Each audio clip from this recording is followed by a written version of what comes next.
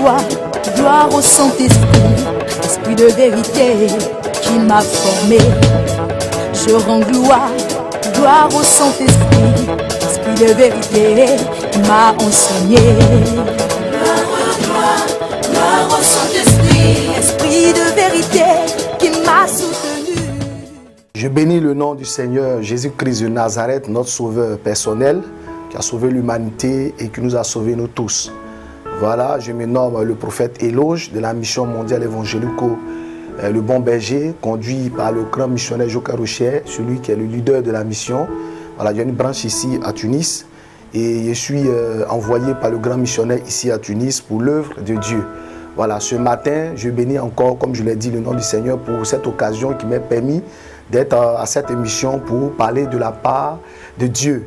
Et vous allez prendre comme référence, voilà, une petite exhortation dans Joël 2 au verset 28, où la Bible dit que je reprendrai mon esprit sur toute chair, vos filles et vos fils prophétiseront et vos vieillards auront des songes. Voilà, et nous allons développer ce thème-là ensemble et vous allez comprendre un peu l'importance du Saint-Esprit dans la vie d'un enfant de Dieu. Pourquoi je dis un enfant de Dieu? Parce que quand nous prenons dans Jean 1 au verset 12, la Bible déclare que Dieu nous a donné le pouvoir de devenir enfant de Dieu. Donc aujourd'hui, dans le millénaire où nous sommes, Jésus a dit avant de partir que le Consolateur viendra. Quand vous prenez dans le livre des Actes 1 au verset 8, que vous recevrez une puissance. Et cette puissance-là, c'est le Saint-Esprit. Dans Actes 2, les disciples étaient dans la montagne des Oliviers. Ils attendaient que le Saint-Esprit vienne et les toucher, viennent encore annoncer quelque chose, que Dieu est vivant, que Jésus est vivant. Et lorsqu'ils ont reçu la puissance qui était l'Esprit de Dieu, ils ont commencé à parler en diverses langues dans le livre des Actes des Apôtres, Acte 2. Donc aujourd'hui, nous sommes confrontés à beaucoup de choses où les enfants de Dieu ont des difficultés, ils ont des problèmes, ils ont des maladies, ils ont beaucoup de choses. Mon frère, ma soeur, ma tante, Dieu vient te annoncer ce matin. Il faudrait que tu aies le Saint-Esprit comme ton guide. Il faudrait que tu aies l'Esprit Saint qui doit faire des choses dans ta vie. Si tu es malade, l'Esprit Saint va te guérir. Si tu as des problèmes, l'Esprit Saint va essayer de gérer le cas de ton problème. Regardez un peu dans le livre de Matthieu, quand vous prenez un peu Matthieu, la Bible dit quoi? Que Jésus s'est fait baptiser dans l'eau du Jourdain. Et une colombe est descendue sur son épaule. Vous voyez? Et la Bible déclare que le Saint-Esprit a conduit Jésus dans le désert. Vous voyez, lui-même qui est Dieu, qui est Jésus, adopte le Saint-Esprit pour aller dans le désert, pour aller combattre le diable. Et en allant, la Bible déclare qu'il a fait 40 jours sans manger et sans boire. Et il est revenu avec la victoire. La clé de notre spirituel aujourd'hui, c'est le Saint-Esprit. On ne doit pas négliger cette clé-là. La Bible dit que quoi? Jésus dit, je pars.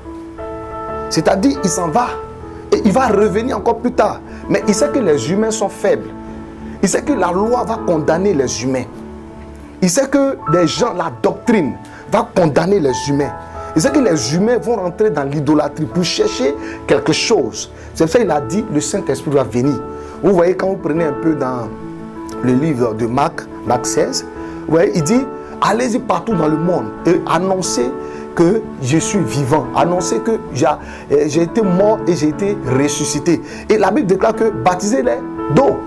Et beaucoup vont parler en langue. Et quand vous prenez dans le livre des Actes 19, vous allez voir que des chrétiens même qui payaient les dîmes, qui partaient à l'église, qui jeûnaient, qui faisaient tout. Mais quand l'apôtre Paul est arrivé et quand il les a demandé, est-ce que vous avez reçu le Saint-Esprit?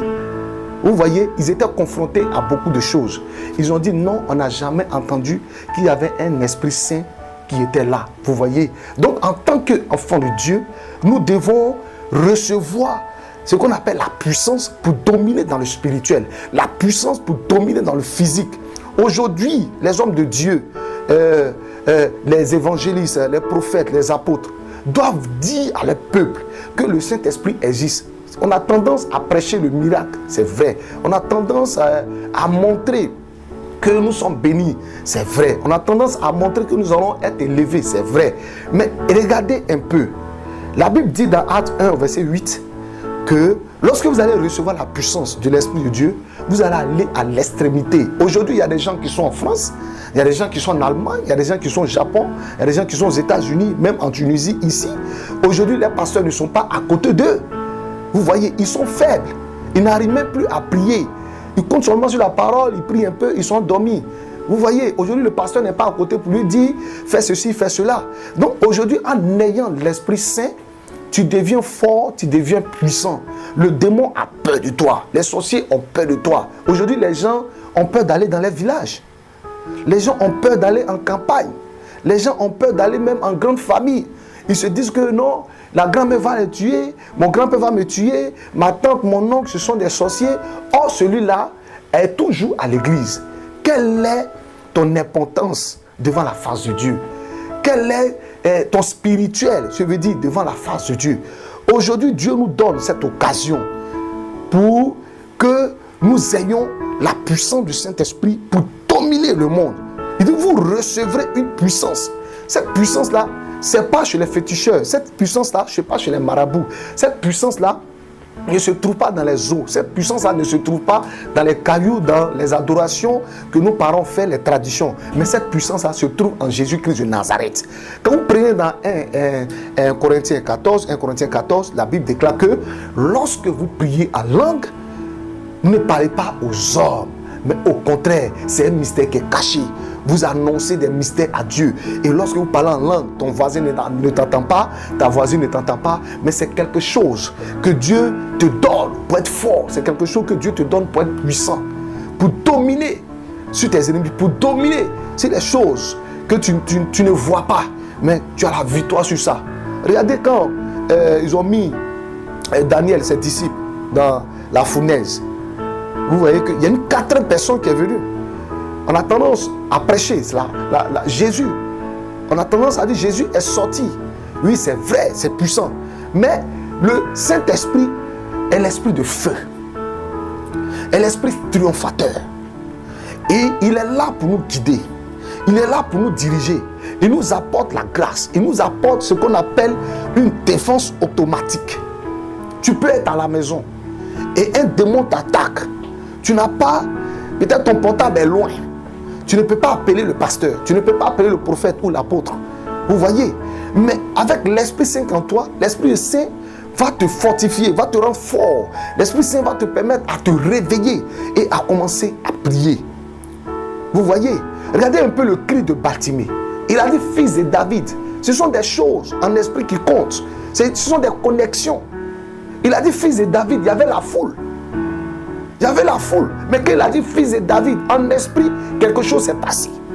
Et Jésus a tourné le dos vers cet homme. Et il a produit ce miracle-là dans la vie de David. Je vais vous donner un exemple. Cette femme qui perdait le sang pendant 12 ans, vous avez vu, elle est partie dans tous les hôpitaux. Elle a cherché la guérison. Elle n'a pas pu avoir cette guérison. Mais lorsqu'elle a entendu que Jésus passait par là, bien aimé, elle est allée immédiatement toucher la robe de Jésus. Et la Bible déclare qu'une puissance est sortie de Christ, est venue guérir cette dame. Il y avait la foule. Et Jésus a dit à ses disciples, mais j'ai perdu quelque chose. Et cette chose qu'il a perdue, ce n'était pas l'argent. Mais il a dit, il y a une puissance qui est quittant lui, aller guérir une personne. Est-ce que cette personne est là? Les disciples ont dit, mais il y a la foule, maître. Comment tu peux dire que, parmi toute la foule, que tu reconnais que quelque chose est quitté en toi pour aller guérir une personne? Et cette femme est venue, elle a dit, c'est moi, maître. C'est moi, j'ai touché ta robe et j'ai été guéri. Bien aimé, le millénaire où nous sommes en 2016, comme je le dis, c'est pour ça que je dis millénaire, nous devons regarder à Christ. Nous devons laisser tout ce qui est idolâtrie. Nous devons laisser tout ce qui est du fétichisme. Nous devons laisser tout ce qui est du maraboutage et accepter la doctrine de Dieu. Et accepter ce que Dieu nous donne, les règlements du spirituel. Tu ne peux pas être un enfant de Dieu et tu n'as pas le Saint-Esprit en toi. Tu ne peux pas être un chrétien et tu n'as pas le Saint-Esprit en toi. Et c'est le démon qui te domine. C'est l'échec qui te domine. C'est le célibat qui te domine. Le célibat, c'est un esprit. Le blocage, c'est un esprit. Le démon séducteur, c'est un esprit. Mais toi, qu'est-ce que tu fais de la parole de Dieu? Il faudrait que tu acceptes pour que l'Esprit Saint soit en toi. Tu es en France, quel que soit ton spirituel, il faudrait que tu aies le Saint-Esprit en toi. Tu es ici en Tunisie, dans les différentes communautés où nous sommes ici en Tunisie, tu dois avoir le Saint-Esprit en toi. La Bible déclare que le royaume des cieux n'est pas fait seulement en parole, mais elle est faite en puissance. C'est-à-dire qu'il y a un combat qui est engagé. Il y a un combat qui est fait. Et dans ce combat, nous avons la victoire. Mais pour avoir la victoire, il faut avoir tous les âmes spirituelles pour aller dans un combat. Et l'âme spirituelle que Dieu nous donne pour être fort, pour être puissant en esprit, c'est le Saint-Esprit. L'Esprit de Dieu va te permettre d'aller dans des endroits où tu n'espères pas entrer dans le nom de Jésus. Si tu penses que tu ne peux pas aller quelque part et tu te négliges, l'Esprit Saint en toi va te permettre d'aller. Parce que la chair est faible, mais c'est l'Esprit de Dieu qui remplit, c'est l'Esprit de Dieu qui vivifie. Vous comprenez? Donc aujourd'hui, maman, tu as besoin de quelque chose. Accepte que le Saint-Esprit te remplisse. Mon tonton, tu as besoin du travail. Accepte que le Saint-Esprit te visite. Mon frère, tu as besoin d'un diplôme. Accepte que le Saint-Esprit te visite pour que tu aies l'intelligence et la sagesse. Tu lis la parole. Le marabout aussi va te dire qu'il connaît la parole. Mais ce qui va mettre la différence entre toi et lui, c'est d'avoir le Saint-Esprit. C'est pour ça à la mission mondiale évangélico que le leader Jules Joker Rocher a mis en place, que Dieu lui a mandaté de pouvoir donner cet enseignement pour nous dire qu'à chaque moment, il faudrait que nous soyons collés, si on peut dire, connectés au Saint-Esprit. Le Saint-Esprit se manifeste en plusieurs étapes.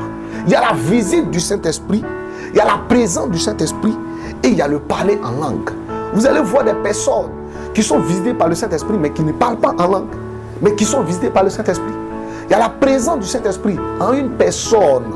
Et cette personne a des visions, cette personne a des dons de guérison, se manifeste, peut chanter, tout ça, ce sont des talents. Mais la troisième, comme je l'ai dit, c'est le parler en langue.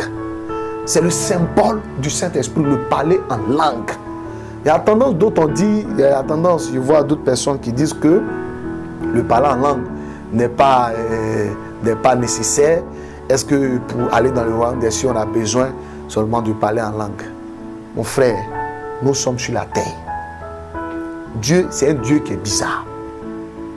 C'est un Dieu qui est très bizarre. Prends un peu dans le livre de Zacharie 4 au verset 6. C'est écrit que ce n'est ni par la force, ni par ton intelligence, mais c'est par l'Esprit de Dieu que tu peux exceller dans beaucoup de choses. C'est par l'Esprit de Dieu que tu peux avoir la révélation de la parole de Dieu.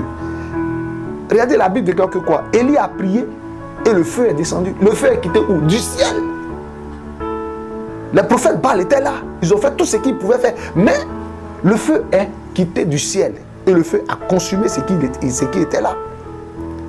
Donc, quand tu pries et que tu es un enfant de Dieu, il faudrait que l'Esprit de Dieu vienne te visiter. Il faudrait que l'Esprit de Dieu vienne en toi et s'exprimer pour te dire qu'il est là, pour te rendre fort.